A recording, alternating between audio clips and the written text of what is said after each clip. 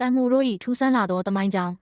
ကျွန်တော်တို့ဟာတန်မိုတွေကိုနေတိုင်းလိုမြင်တွေ့နေရပြီးတစ်ပတ်မှာအနည်းဆုံးတစ်ကြိမ်လောက်တော့တနေရာမှာတက်နေမိတတ်ကြပါတယ်ဒါပေမဲ့တစ်ချိန်တုန်းကတန်မိုဆိုတာအလွန်ရှားပါးလွန်းလို့လူတွေဟာပြပုံထဲကနေတန်မိုတွေကိုပြန်ရဖို့အတွက်ကိုယ့်အိမ်ကိုယ်တော်မိရှို့ခဲ့ကြတယ်ဆိုတာယုံနိုင်စရာမရှိအောင်ပါပဲတကယ်ကိုယူစရာကောင်းတဲ့ဖြစ်ရပ်ပါ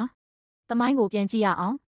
တန်မိုတွေဟာလွန်ခဲ့တဲ့နှစ်ပေါင်းလေး3 လောက်ကလေးကရှိခဲ့တာပါရှေးဟောင်းအီဂျစ်လူမျိုးတွေဟာလေတွေနဲ့ပရိဘောဂတွေဆောက်လုပ်ရာမှာကျင်းညိုbronze တန်မိုတွေကိုအသုံးပြုခဲ့ကြပါတယ်။အဲ့ဒီမတိုင်ခင်ကတော့တသားစုတွေကိုသုံးခဲ့ကြတာဖြစ်ပြီးအခုခေတ်ဆောက်လုပ်ရေးပစ္စည်းတွေထက်တောင်ပိုပြီးနှစ်ပေါင်းထောင်ချီခိုင်ခန့်ခဲ့တာပါ။အဲ့ဒီနောက်ရောမခေတ်ရောက်လာတဲ့အခါမှာတော့လမ်းတွေရေပေးဝေရေးစနစ်တွေနဲ့ခံတပ်တွေမှာတန်မိုတွေကိုနေရာအနှံ့အသုံးပြုလာကြပါတယ်။ပြီးတော့ Vikings တွေရဲ့ခေတ်မှာလည်းသူတို့ရဲ့တိုက်လေကြီးတွေမှာတန်မိုတွေကိုအသုံးပြုခဲ့ကြပါတယ်။တကယ်လို့သင်ကဥရောပတိုက်ရဲ့တဝက်လောက်ကိုကျူးကျော်တိုက်ခိုက်ခြင်းနဲ့ဆိုရင်တော့ခိုင်ခန့်တဲ့တန်မိုတွေရှိဖို့လိုတာပေါ့။အထူးဆန်းဆုံးအပိုင်းကတော့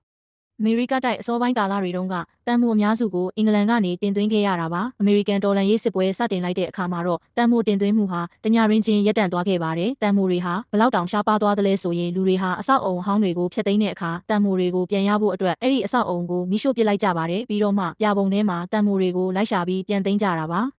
1800ပြည့်နှစ်တွေရောက်တဲ့အခါမှာတော့စကရိယာတွေနဲ့တန်မိုတွေကိုတန်းနဲ့ချီပြီးထုတ်လုပ်လာနိုင်ခဲ့ပါတယ်။အခုသင်အသုံးပြုနေတဲ့တန်မဏိတန်မိုတွေဟာနေရာတိုင်းမှာရှိလာပါတော့တယ်။ဒါကြောင့်နောက်တစ်ခါတန်မိုတစ်ချောင်းကိုတက်နေမိတဲ့အခါမှာတော့အဲ့ဒီတန်မိုကိုနည်းနည်းလောက်လေးစားပေးလိုက်ပါဦး။အဲ့ဒါဟာတင့်ချေထောက်သေးကိုနှစ်ပေါင်းလေး3 3 3 3တက်တန်းရှိတဲ့တမိုင်းကြောင်းတစ်ခုတိုးဝင်သွားတာပဲဖြစ်ပါတယ်။